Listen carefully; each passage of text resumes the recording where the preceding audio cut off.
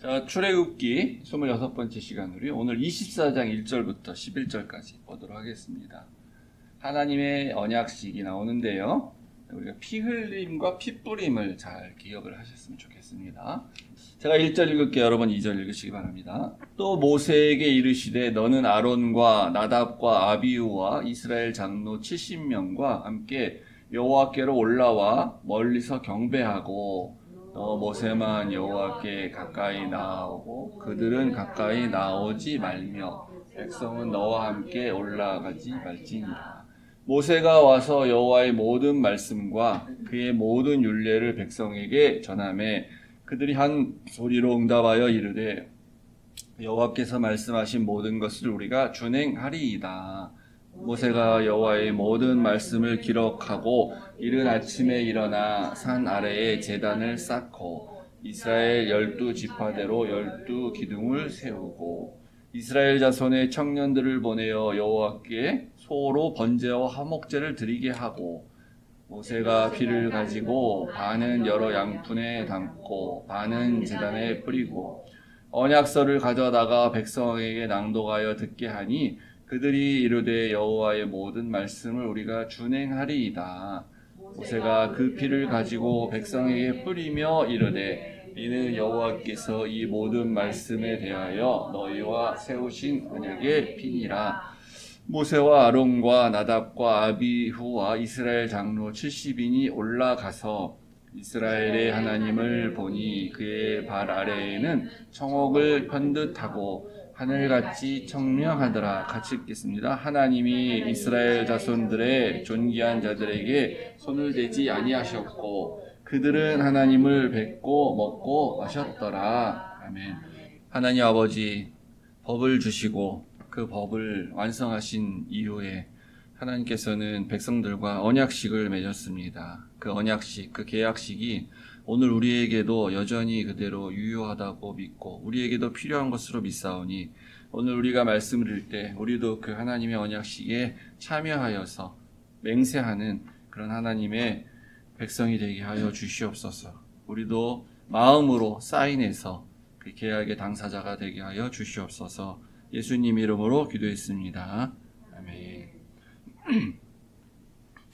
20장에 10계명이 나왔죠. 여러분 기억을 더듬어 보시면 20장에서 10계명을 소개하고요. 그리고 지난주에 이제 21장부터 23장까지 다 세세하게 다루진 않았지만 10계명을 헌법이라고 친다면은 그 이제 하위법 같은, 그래서 종에 관한 법, 뭐 도덕법, 사회법, 살인에 관한 것, 그런 걸 이제 세부적으로 예시를 드는 그런 법들을 우리가 이제 봤습니다. 그래서 이렇게 법이 완성이 됐어요. 그러면은 이제 이걸 그래 이렇게 내가 너희들한테 이 법을 줬으니까 이제부터 잘 지켜. 안 지키면 벌 받아. 잘 지키면 또 복을 받아. 뭐 이렇게 하고 끝날 수도 있는데 오늘 읽은 24장은 그 뭘 하는 거냐면은 일종의 이제 법을 제정을 해서 공표를 하고 이제 우리는 다 같이 이 법을 지켜야 될 것이다. 뭐 이렇게 일종의 그런 이제 의식을 하는 거예요. 그러니까 이게 약간 이제 한국어로 치면 제헌절 같은 거죠. 제헌절. 미국에도 법을 제정해서 쉬는 날이 있나요? 법을 제정한 날은 물론 있는데 제가 시민권 공부하면서 봤는데 날짜가 그새 까먹었어요. 한국은 7월 17일이 제헌절입니다. 그 제헌절이 뭐냐면은 법을 제정해서 공표했다는 날이에요. 그 중요한 날이기 때문에 국가 공휴일로 쉬는 겁니다. 그래서 이제 24장이 일종의 그런 걸 하는 거예요. 그래서 원래 이 24장이 이렇게 출애굽기를 이렇게 쭉 읽다 보면은 그냥 이런 일이 있었나 쓱 보고 넘어가기가 쉬운데, 근데 이게 내용상으로 사실은 굉장히 중요한 겁니다. 성경에 이제 뭐 많은 부분이 중요한 내용들이 나오는 데가 있지만 그 중에 하나예요. 굉장히 중요한 그런 장입니다, 사실은. 그래서 우리도 이제 사람이 살다 보면 서로 간에 사람과 사람 사이에 약속이란 걸 하죠, 약속. 근데 약속이란 건 왠지 좀 가벼운 느낌이 좀 있죠. 그래서 한국말에는 이제 언약이라는 말이 또 있습니다. 그 요건 약속보다는 조금은 이제 무거운 느낌, 조금 더 구속력이 있는 것 같은 그런 느낌이 있죠. 근데 이제 약속이든 언약이든 이거 다 말로 하는 거예요, 말로. 그래서 요게 사실은 법적으로 효력이 없어요. 말로 하는 거는.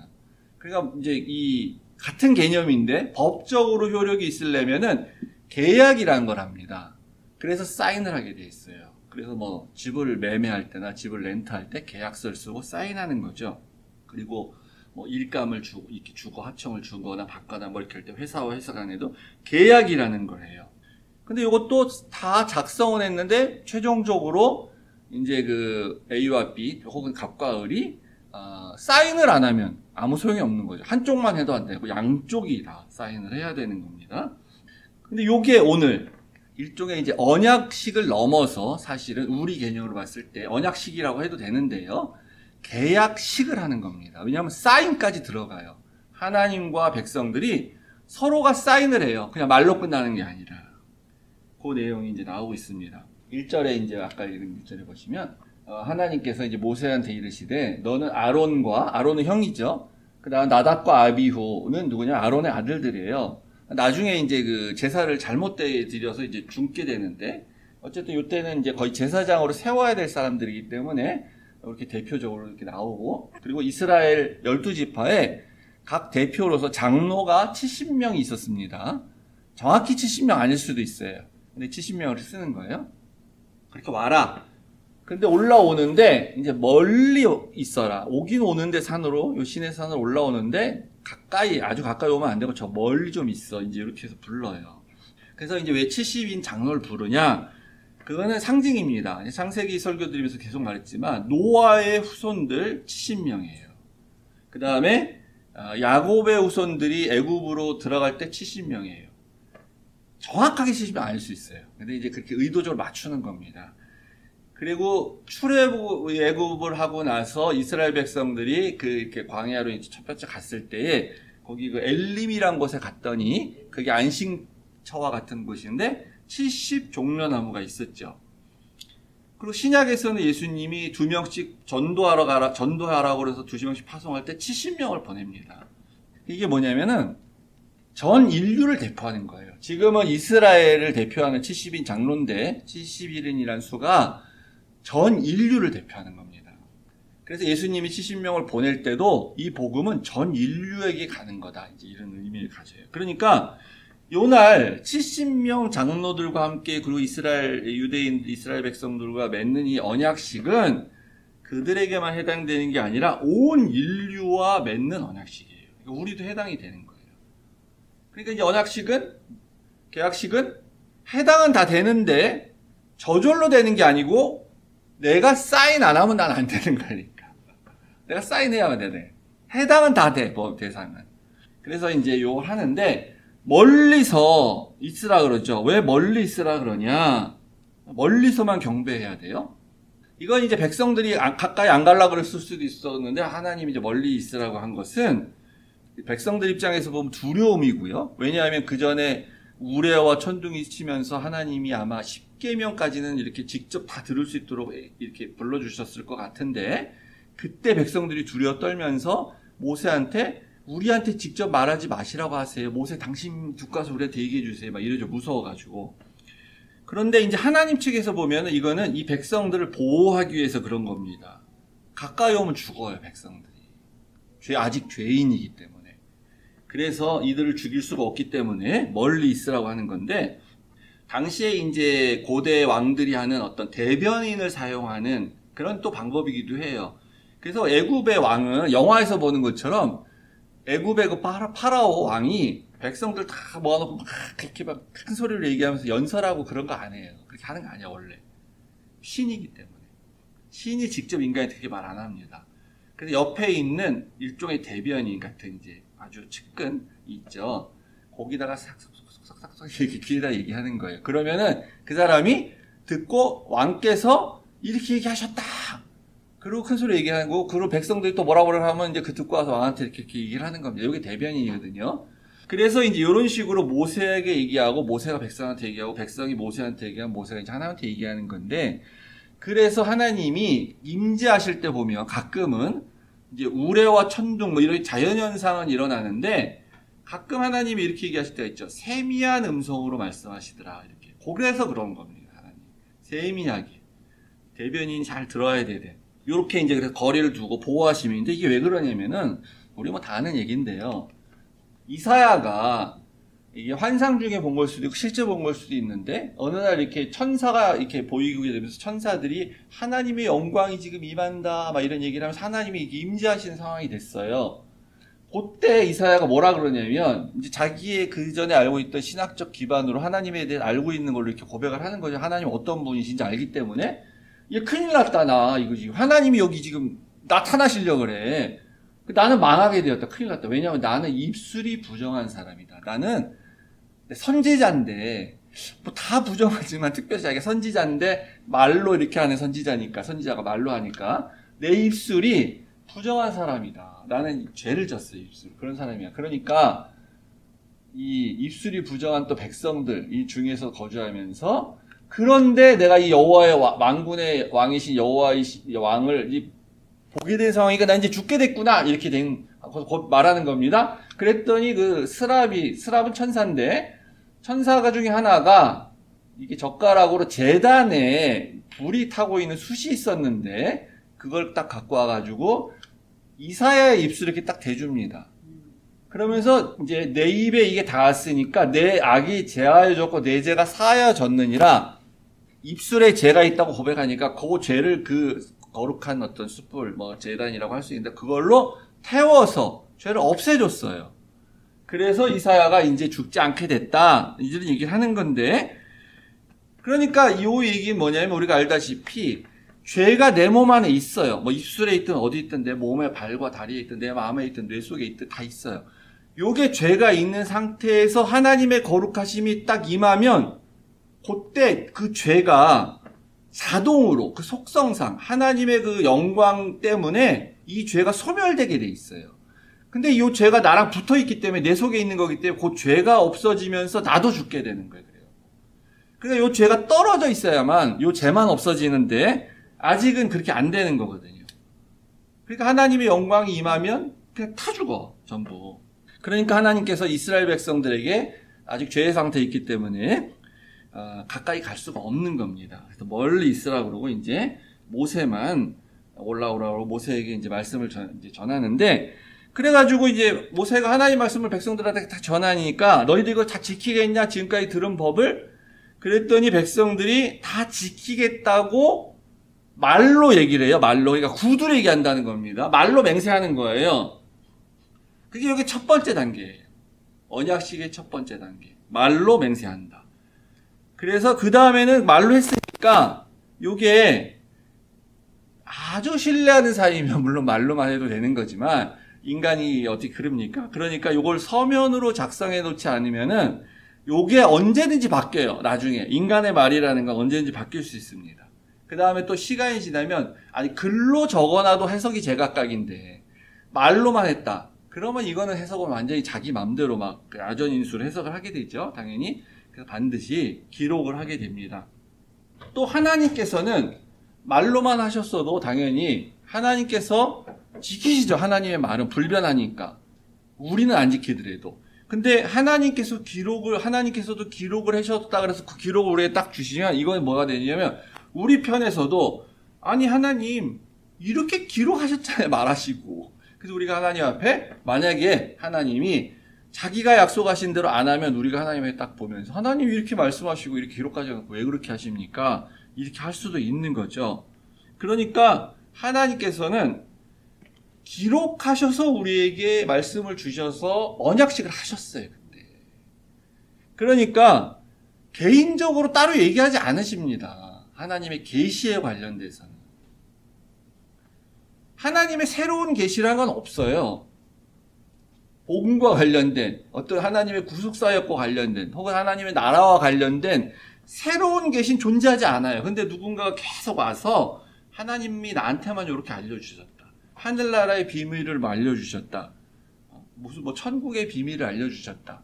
꿈으로 알려주셨다. 환상으로 알려주셨다. 그렇게 얘기하면 다 거짓말입니다. 어떤 사람도 그렇게 말하면 안 돼요. 기록되어져 있는 하나님이 말씀됐고 그 다음에 하나님이 기록하신 말씀을 언약식에서 낭독한 그 말씀 그걸 해석해서 알려주는 건 가능하지만 이걸 완전히 무시하고 개인적으로 길게 하면 그건 하나님의 뜻이 잘 아닙니다. 또 들어보면 그리고 성경하고 맞지도 않아요. 대부분이다. 이 언약의식의 첫 단계는 말로 한다는 거예요. 첫 단계 말로 합니다. 두 번째는 기록을 해요. 그래서 이제 모세가 그 언약서라는 걸 갖고 오죠. 언약서를 갖고 왔다는 건 다름이 아니라 이제 본인이 이때까지 기록한 그 두루마리를 갖고 온 거예요. 모세 율법에 의해서. 그게 그 신명기, 주로 신명기의 법이 나오기 때문에 신명기일 수도 있고요. 아니면 모세 전체 오경일 수도 있는데 요때 당시는 당연히 그 뒤에 남기록했으니까 이제 법에 관련된 거, 그러니까 신명기에 대부분 들어가는 그런 거일 수 있을 것이라고 이제 추측을 합니다. 그래서 첫 번째 말로 하고 두 번째 기록한다. 그러니까 신약에서도 예수님은 직접 쓰신 적이 없어요. 땅바닥에다 글씨 쓴 거예요. 예수님은 어떤 거라도 본인이 쓰셔가지고 책으로 예수님이 남긴 게 없습니다. 책이 진짜 중요하잖아요. 기록한 게. 그럼 예수님이 직접 딱 써가지고 이거 예수님 저자 해가지고 많이 딱 줬으면 그거는 오늘날로 말로 하면 대박이지. 그러니까 사도들이 쓴 서신서 책하고는 그거는 비교될 수가 없는 거예요. 그러니까 예수님이 만약에 뭘 써주고 가셨다. 그러면 그 성경 이상의 것이 돼요, 사실은. 예수님은 안 써줬어요, 아무것도. 말로 다 하셨어요, 말로. 그리고 그거를 사도들이 기록을 했죠. 하나님이 모세에게 전부 말로 하시고 모세가 기록한 거랑 똑같은 겁니다. 그래서 이게 이제 언약서인데 일종의 계약서죠. 그러니까 아까 말씀드린 대로 요거는 서로 사인하지 않으면 효력이 없어요. 중요하긴 하지만. 그래서 서로 이제 사인해야 됩니다. 서로 도장 찍어야 돼요. 그래서 세 번째 단계가 이제 그런 도장 찍는 의식. 지금까지는 의식이라고 할 수는 없고 이제 의식을 하게 되는데 여기 사인의 단계입니다. 그래서 아까 읽은 대로 소를 잡아서 번제와 화목제로 이제 드리게 되는데 뒤에 제사제도가 제정되고 난 이후에는 그런 일을 안 해요. 여기 특별한 게 하나 나옵니다. 모세가 하라는 게. 동물을 잡았더니 어떻게 됩니까? 동물한테서, 그 소한테서 피가 철철철철 흘러 막 나왔을 거 아니에요? 그리고 그 피를 받게 합니다. 피를 그러니까 이 대야 같은 데다가 받게 해요. 그래서 반반을 딱 나눠요. 그리고 반은 이제 제단을 만들었는데, 화목제를 드리기 위한 제단을 만들었는데, 그 제단에다 뿌리게 하고, 반을 남겨둬서, 또 제단 옆에는 12기둥을 세웠거든요. 그러니까 12지파를 상징하는 거죠. 그러니까 기둥에도 뿌렸을 가능성이 있습니다. 그 다음에 다시 언약서를 또 낭독을 했어요. 낭독을 하고 그 다음에 이 언약서를 다시 백성들한테 다시 듣게 하고 나서 그래도 너희가 이제 정말 지키겠냐? 맹세하냐? 또 묻죠. 그랬을 때 백성들이 우리가 모든 말씀을 준행하겠습니다라고 맹세한 이후에 그 반 남은 피를 백성들에게, 그러니까 아마 장로들한테 뿌린 거겠죠. 대표하는. 백성 200만 되는 사람들 다 뿌릴 수는 없으니까. 백성들에게 뿌려요.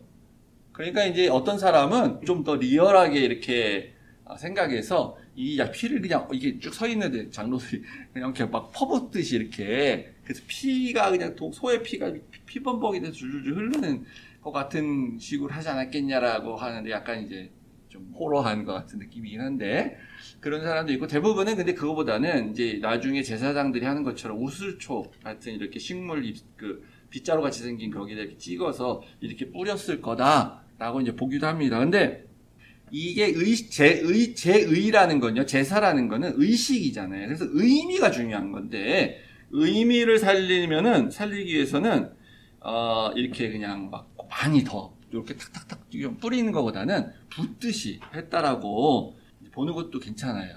그래서 요거를 히브리 기서, 그러니까 유대인들한테 이게 이제 구전으로 계속 전해왔던 것 같아요. 여기 출애굽기나 신명기에는 정확히 기록을 안 했지만, 그래서 히브리서에서 뭐라 그러냐면, 모세가 율법대로 모든 계명을 백성들에게 말한 후에 염소의 피와 물과 붉은 양털과 우슬초를 취해서 백성이 뿌리는데 그 두루마리에도 뿌렸다 이런 얘기를 하죠. 이 구약엔 안 나오는데 그 두루마리, 이게 여기 언약서를 말하는 겁니다. 거기다도 뿌렸다는 거예요. 그러니까 요 언약서가 계약서죠, 일종의. 거기다도 피를 뿌렸다. 요 피로 그러니까 서로 사인하는 거예요. 동물의 피를 가지고. 그러면서 모세가 뭐라 그랬냐면, 오늘 본문에 8절에도 나오는데 이렇게 피를 뿌리고 나서 모세가 했던 말을 그대로 말하는 거죠. 모세가 뭐라 그랬냐면 이거는 너희와 하나님이 세우신 언약의 피다. 이 피는 뭐냐? 언약의 피야. 그냥 피가 아니고 언약의 피. 언약의 피. 이게 중요한 거거든요. 근데 이 언약의 피가 신약에 와서 예수님이 직접 본인이 얘기를 하셨단 말이에요. 그래서 마지막 만찬 하실 때 이때 성찬식을 제정한 게 되시고 성찬을 하시면서 실제로 본인이 이렇게 신뢰를 보이시면서 이후에 너희들도 계속 이렇게 성찬을 해라 라고 이렇게 알려주시잖아요. 그러면서 이 떡은 나의 살이요, 이 포도주는 나의 피요 라고 하면서 주저 제자들에게 그때 요 포도주가 나의 피인데 그 피가 무슨 피냐? 흘리는 바 나의 피, 곧 언약의 피다 이렇게 얘기하신단 말이에요. 그러니까 예수님은 요 출애굽기 24장에 나오는 모세의 이 언약식을 정확하게 생각하고 그거를 다시 얘기하시는 거예요. 이거 그 언약의 피야. 모세가 얘기한 그때 언약의 피, 그 소가 흘린 피가 바로 지금 내가 흘리는 이 피야. 같은 거라는 겁니다. 근데 누가복음, 같은 걸 기록한 누가복음에 이렇게 조금 다른 관점에서 조금 기록을 해주고 있어요. 그러니까 예수님이 이렇게 말씀을 하셨던 것 같은데 마태는 이제 마태의 관점에서 쓴 거고 누가의 관점에서 쓰는 건데 예수님이 여기서 뭐라 그러냐면 내 피로 세우는, 여기 똑같죠. 내 피라고 한 거는 내 피로 세우는 이거는 새 언약이야. 그렇게 또 얘기해요. 이때는 이런 관점인 거죠. 구언약은 뭐였냐면 모세가 그때 시내산에서 했던 출애굽기 24장에 나온 그거 구언약이고 요게 지금 오늘 내가 이렇게 포도주 주는 거는 내 피인데 새 언약이야. 그러면서 너희를 위하여 붓는 것이라. 여기는 흘리는 것이다 라고 하죠. 그러니까 예수님은 실제 십자가에서 피를 흘리셨죠. 그러니까 피가 이렇게 우리가 뭐 소를 이렇게 잡았을 때 막 피가 팍 솟구쳐갖고 막 철철철철 막 흐르고 그런 건 아닌 걸 우리가 보통 알고 있어요. 그러니까 이제 못 박혀 계신 상태니까 피가 흘렸어요. 피가 이렇게 흘리는 거. 요거는 이제 우리가 이런 생각이 드는 거잖아요.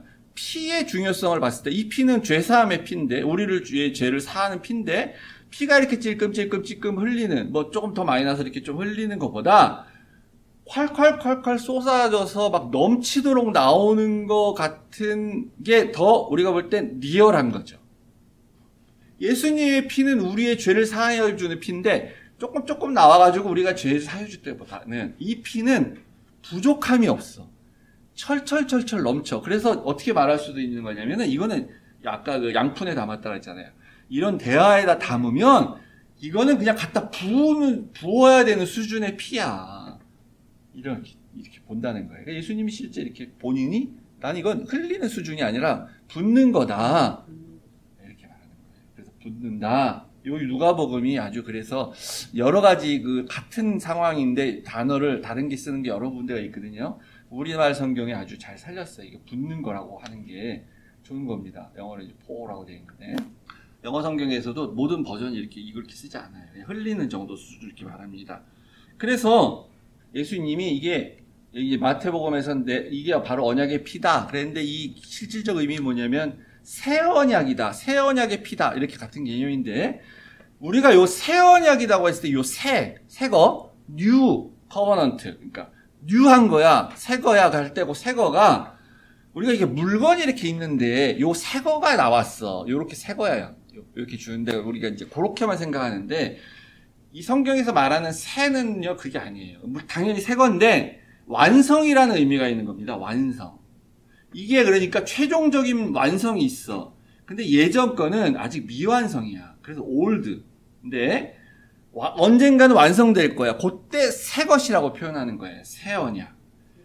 그래서 새 땅, 새 하늘이 나중에 내려온다고 했을 때, 새 예루살렘이 내려온다고 했을 때, 옛날 거는 낡았으니까 이제 앞으로 새 걸 써. 요게 새로운 게 내려와. 그게 아니고, 이제는 완성이다. 이제는 최종적으로 완성돼서 끝난 거다. 새 하늘과 새 땅, 새 예루살렘이 내려온다는 겁니다. 그래서 새 언약이라고 하면 이 예수님의 이 언약, 하나님의 구원 사역, 하나님이 아브라함부터 시작해서 계속 약속하셨던 그 언약, 그건 이제 완성됐다는 거예요. 새 언약. 예수님의 피 흘림으로 그리고 그 피를 우리에게 계약 관계에서 뿌림으로 완성됐다는 거예요. 더 이상 다른 건 없습니다. 근데 옛날 언약은 예수님이 아직 안 왔기 때문에 소의 피로 그런 어떤 이제 모형적론적으로 그렇게 했다는 거죠. 그래서 이 예수님의 피는요, 부을 정도의 수준이기 때문에 모자람이 없어요. 모자라지가 않아요. 근데 왜 나한테는 예수님의 피가 안 뿌려진 것 같지? 예수님의 피는 철철철철 넘쳐 흘러서 흐르고 쏟아 부을 수 있는 수준인데 나는 예수님의 피를 뿌림받은 것 같지가 않아. 나는 이상하게 느낌이. 왜 그러냐? 내가 사인하지 않아서 그런 거예요. 예수님의 피가 모자라서 그런 게 아니라 내가 사인한 적이 없기 때문에 그런 겁니다. 그래서 보통의 계약식은 이제 서명하면 그걸로 끝입니다. 돌이킬 수 없어요. 그 끝이에요. 근데 하나님의 계약식은 하나가 더 있습니다. 한 단계가 더 있어요. 이 계약식이 다 끝난 다음에 변화가 하나 일어나는데, 그리고 나서 이제 이 70인의 장로가 하나님께 더 가까이 산으로 올라갑니다. 계약식 끝났어요. 이제 이때는 아론과 나답과 아비후와 이 장로 70인이 올라가요. 그래가지고 어떤 변화가 생기냐면 안 죽어. 원래 하나님 보면 죽어야 되는데, 하나님 임재하시면 죽게 되는데 우주가 열렸어요. 그래서 그전까지는 본래야 볼 수도 없는 새하늘과 새 땅같이 우주가 열려서 하나님을 보게 됐는데, 발을 딱 봤다는 건 이제 하나님의 보좌를 본 겁니다. 보좌에 앉으신 하나님. 그래서 사실은 고개를 들어서 하나님의 얼굴까지도 봐도 안 죽을 텐데, 여기 발만 묘사하는 거 보면은 이 사람들이 여전히 무서워서 발만 본 것 같아요. 하나님 얼굴 볼지를 못하는 거야, 무서워서. 사실 봐도 되는데. 그러니까 발만 묘사하잖아요. 발 아래에는 뭐 이러고. 하나님이 이스라엘 자손들의 존귀한 자들에게 손을 대지 않으셨다. 원래는 죽어야 됩니다. 근데 신분이 변화됐고 피의 언약식을 맺고 나서 피뿌림을 받은 다음에 아까 말씀드린 그 이사야서가 두려워했던 그 죄, 그런 게 사라지게 된 거예요, 우리한테. 그래서 우리가 하나님 봐도 안 죽어요, 이제. 그런데 이제 요 마지막이 좀 이상하죠. 요까지는 알겠는데, 아니 그 다음에 그들은 그때 하나님을 봤는데 먹고 마셨더라. 이게 무슨 말이냐 도대체. 아니 무슨 산에 간다고 뭐 피크닉 간다고 먹을 거 싸왔나? 먹을 거 가져올 수도 있을 것 같아요. 뭐 며칠 걸릴 수 있으니까. 먹고 마셨다? 뭘 먹었지 도대체? 뭘 마시고? 그러니까 아마 제물로 드린 그 소를 뭐 이렇게 불에 태워서 먹었을 수도 있는데, 어쨌든 뭘 먹었는지 모르지만 이 뜬금없이 왜 갑자기 먹고 마신다는 얘기로 끝나느냐 이거예요. 근데 이게 이제 이것도 당시의 문화와 관련이 있습니다. 어떤 왕과 신하가 혹은 어떤 다른 나라와의 왕과의 어떤 이런 계약 관계를 하고 나면은 우리는 이 계약 관계를 통해서 이제 우리는 가족이다, 하나다, 이렇게 하는 마지막 상징적 의미로서 같이 밥을 먹는 겁니다. 같이 식탁을 하는 거예요. 그래서 특권을 주는 거죠. 특권. 왕과 밥을 먹을 수 있는 그런 특권을 줘서 잔치를 벌이는 겁니다. 파티를. 우리는 더 이상의 적이 아니야. 그런 걸로 하는 게 이제 당시의 문화인데, 요들도 그렇게 똑같이 한 거예요. 하나님과 우리는 이제 같이 가족이 되었다. 그래서 하나님과 함께 먹고 마시는 그 잔치의 시간, 그 파티의 시간, 그것을 우리가 갖게 되었다는 겁니다. 이제 신분이 변화된 다음에 우리가 이런 하나님과의 관계를 갖게 되는 그것을 이렇게 하게 되는 건데, 신약에서 그대로 또 이르게 나는 거예요. 그러니까 예수님이 이게 새 언약이다 하신 이후에 성찬을 하시고 하면서 그렇게 말씀하시고, 성찬이 이제 우리가 모든 믿는 자들이 하는 거잖아요. 떡과 포도주를 마시는 거, 그게 바로 먹고 마시는 거예요. 그러니까 하나님 앞에서 우리가 떡과 포도주, 식사를 같이 하는 겁니다. 하나님 존전에서, 또는 하나님과 함께. 그러니까 이게 왕과 함께하는 식탁 교제, 파티거든요. 그리고 우리가 공동체로 하는, 그러니까 친교 시간도 좀 의미를 굳이 붙이자면 그런 시간이 되는 거예요. 그 중요한 겁니다. 같이 먹는다는 게 중요해요. 물론 좀 잘 먹어야 되지만. 그러니까 너무 얘기 들어보면 막 어떤 교회는 이렇게 막 점심 식사를 제대로 준비 안 하면 막 화를 내는 사람들이 막 있다 그러는데, 그러면 안 되는 겁니다. 먹는 게 중요한 거지 무슨 메뉴가 중요한 게 아닙니다. 그럼 자꾸 먹는 걸 위해서 교회를 나오면 그건 교회가 아니고 그 다음부터 한인회 되는 거예요. 그래서 한인회. 그러니까 요건 단순히 함께 먹는 게 아니라 지금 제사의식, 제의식을 했잖아요? 그리고 그 제의에 드렸던 제물을 같이 먹는, 그러니까 제의 식사예요, 여기. 우리가 한국에서 예수 믿기 전에 우리 다 제사 지냈죠, 제사 지냈잖아요. 한국에서. 부모님, 또 조상을 위해서. 예수 믿기 전에 제사 안 지내면 그건 아주 불효자식이 되죠, 그 당시에. 근데 그 한국의 유교식 제사에 중요한 게 뭐가 있냐면은 제사 드리고 그걸 같이 먹어야 됩니다, 자식들이. 그러니까 안 먹으면 안 돼. 꼭 먹어야 돼, 그거. 그거 왜 같이 먹냐면은 우리 조상, 내 부모님 조상의 그 영혼 귀신이 그러니까 와서 드시고 나도 먹고 우리 같이 먹었다. 우리는 그래서 한 가족이다. 우리는 한 생명이다. 요게 포함이 돼 있는 겁니다. 그러니까 요건 다 고대로부터 내려온 어떤 제의식인데 우리가 그 제사, 한국에서 드린 유교식 제사는 대상이 잘못돼가지고 틀린 거고 하면 안 되는 거지만 우리가 조상을 숭배하는 게 되어서 문제가 있는 거지만 그 형식은 그런 거예요. 그래서 여러분 설렁탕 아시죠? 설렁탕. 우리 먹는 설렁탕? 그 설렁탕이 왜 설렁탕이 됐는지 유래가 여러 가지가 있는데 그 중에 하나가 이제 이런 게 있어요. 그러니까 정확히 어떤 건지 몰라요. 그 조선시대였나? 그 선농단이라는 재단이 있었어요. 선농단. 거기서 왕이 우리 농사가 잘 되게 오래 풍년을 하게 해주십시오라고 기원을 하고 제사 지을 때 소를 잡아서 제물로 바치고 그리고 거기 제의에 참여했던 사람들이 다 같이 그걸 먹어야 되기 때문에 다 같이 먹기 위해서 그걸 푹푹 삶아가지고 소고기를 허연 국물을 내가지고 거기다 이제 고기 좀 넣고 그렇게 해가지고 다 같이 먹었다. 그래가지고 이게 설농탕이었는데 설농단에서 먹었다. 설농탕이었는데 이게 발음이 바뀌고 설렁탕이 됐다. 이런 학설이 하나 있고 또 다른 것도 있습니다. 뭐가 맞는지 모르고 뭐 다 틀릴 수도 있고 그런데 그거 왜 그랬냐? 그게 바로 그런 제의 식사라는 거예요. 같이 먹어야 할 때 우리가 하나가 된다라는 거죠. 그래서 우리 이 유명한 그림 하나 보시면 이거 다 아시죠? 자주 보잖아요. 어디 집에 걸린 데도 있고 뭐 집에도 걸리기도 하고 교회도 있기도 하고. 요한계시록 3장 20절에 나오는 그 말씀을 가지고 그린 그림이잖아요. 유명한 화가가 뭐 그랬겠지. 내가 그건 찾아보진 않았는데 볼지어다 내가 문 밖에 서서 두드리노니 누구든지 내 음성을 듣고 문을 열면 내가 그에게로 들어가 그와 더불어 먹고 그는 나와 더불어 먹으리라. 그래서 여기에 예수님이 두드리는 거죠. 문을 열어라. 내가 들어가서 먹겠다. 라고. 그래서 우리가 전도할 때 이렇게 두드리고 문 열게 하고 예수님 영접해라 뭐 그런 의미를 쓰는데 그것도 뭐 틀린 게 아니라 맞습니다. 근데 여기서 키포인트는 함께 먹겠다. 더불어 먹겠다. 거기 있는 거예요. 네가 문을 열면 나와 같이 밥 먹는 사람이 된다. 너는 가족이 된다. 그런 얘기를 하는 거죠. 마지막으로 말씀드리면은 요 각각 요 제사의식, 제의의식, 요 언약의식이 여러 단계가 있다 그랬잖아요. 요 가만히 보면 요 언약의식이 우리 신앙생활하고 굉장히 유사합니다. 첫 단계, 먼저 말로 믿는다 그러죠. 우리도 교회 다니면서 첫 단계로 말로 믿는다고 하죠, 처음에. 당신이 믿습니까? 말로 믿겠습니다. 이렇게 하죠. 그리고 나서, 이제 교회 쭉 다니다 보면 성경 말씀 계속 설교식 예배 드리니까 성경 말씀 계속 듣잖아요. 언약설 낭독했죠, 모세가. 우리가 설교 말씀을 계속 들려주는 게 일종의 언약설 낭독하는 거 같은 거예요. 말씀 들을 때마다 그걸 듣고 또 맹세를 하는 거예요, 다시. 이때 백성도 그랬죠. 그리고 나서, 이제 소를 잡아서 그 피를 뿌리는 그런 마지막 단계로 이렇게 사인해 줬죠? 피 뿌림으로. 그러면 우리가 하나님 말씀을 계속 듣고 나서 계속 맹세합니다. 하나님 말씀대로 순종해 살겠습니다라고 하면 그때 성령님이 우리에게 피 뿌림을 해 주시는 거예요. 성령의 인치심으로.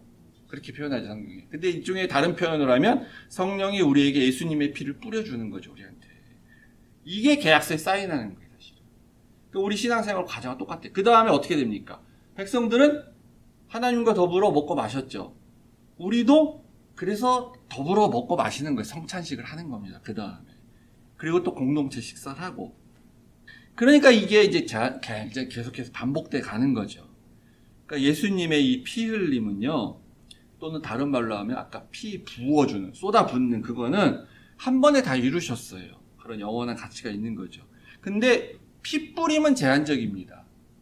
예수님이 피를 흘리셨다고 다 끝나는 게 아니고 그 흘리신 피를 뭐 우슬초든지 뭐든지 어디에 묻혀서 우리한테 뿌려 주셔야 돼. 우리가 그 피를 뿌림을 받아야 돼. 우리는 뿌림을 받든지 아니면 부음을 받든지, 부음 받으면 제일 좋지. 부음 받으면 정말 내가 은혜가 충만한 거죠. 예수님의 피로 나의 온몸을 다 적신다 그러면 이렇게 살살살살 뿌리는 게 아니라 그건 영광이고, 어쨌든 받아야 돼, 뿌림을. 그럴 때만 주어지는 거예요. 하나님 말씀을 내가 지키겠습니다라고 말할 때만 예수님의 피뿌림, 예수님의 피가 뿌려지는 거죠. 이거는 어떤 다른 거에 의해서 주어지는 게 아닙니다. 교회를 아무리 오래 다녀도 주어지는 게 아니고, 부모님 통해서 주어지는 거 당연히 아니고요. 아내를 통해서 주어지는 것도 아니고, 우리 교회가 받았다 그래가지고 내가 거기서 같이 받는 것도 아니에요. 물론 공동체적으로 주기도 합니다. 그러나 신약시대는 개인적으로 받아야 돼요. 개인적으로. 내 믿음으로 받아야 되는 거예요. 하나님에게 나오는 자에게만 뿌려지는 겁니다. 그것이 바로 성령의 뿌리심이고, 그게 성령 세례예요. 다른 게 아니라. 그래서 우리는 좀 넓게는 주일마다 계속 받아야 되고, 좋은 거는 날마다 항상 받아야 되고, 못 받으면 이제 회개하면 됩니다. 다시 받아야 되고. 그래서 언약 갱신이라는 게 있는 거예요. 계속해서 내가 갱신하면 되는 거예요. 그러면 성령 안에서 날마다 받게 되는 거고, 그래서 우리 또 성찬식을 뭐 우리 1년에 2번 하지만 그거 많이 한다고 꼭 좋은 거 아닙니다. 뭐 계속 하면서 그 의미를 계속 되새길 수도 있는데, 모든 형식이라는 거는 너무 지나치게 하면 그냥 또 형식주의에 빠지게 돼 있는 거예요. 예수님 오실 때까지 성찬식을 계속해서 주님 오실 때까지 해야 되는 겁니다. 그래서 교회가 예수님 오실 때까지 필요한 거고, 교회가 아무리 엉망이고 교회가 뭐 망가지고 교회가 희망이 없는 것 같고 그렇게 보여도 교회 아니고 다른 건 없어요. 현재까지는요.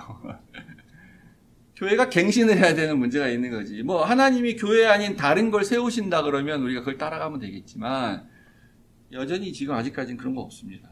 교회 말고는 없습니다. 우리 하늘시학교회 성도님도 오늘 교회에서 그래서 예배 드리고, 그 예배 빠지면 안 되는 거고, 아니 뭐 몸이 불편하고 그러면 집에서 예배 드릴 수도 있는 거고요. 모을 수 없는 상황이면 그럴 수도 있습니다.